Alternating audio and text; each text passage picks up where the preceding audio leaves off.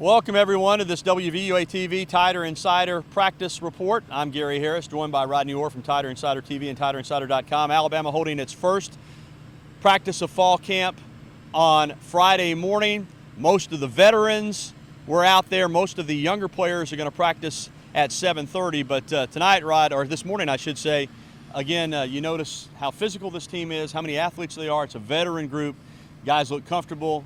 This is a program that's mature. These football players are mature, and it's another good-looking group. Well, again, when you walk through the gate the last few years, the thing you expect is the thing you saw today. I mean, again, it's a very physical-looking group, well-conditioned, great size, and you see a lot of athleticism out there, Gary. Even though the entire team is not out there, it's a very impressive-looking group, and it's about what we've come to expect over the last few years. I was really watching the offensive linemen because that is an area where you're placing three starters. Coach Cristobal gets after it, but Austin Shepard really looks like a guy that's poised to make a move there.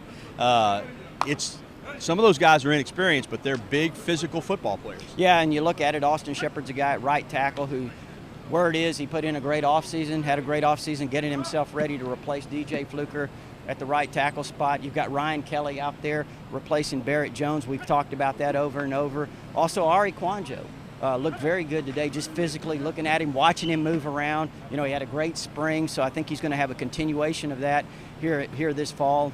Cyrus Kwanjo, Anthony Steen, those guys are the leaders up front, and we'll see what happens from there. And man, those defensive linemen, even though it wasn't all of them, you look at a guy like Ed Stinson, fifth-year senior. I mean, just a physical presence. Jeffrey Pagan's taking a big jump. Brandon Ivory, like he had trimmed down Rodney, and Darren Lake still learning how to play the game, but what a physical presence he is.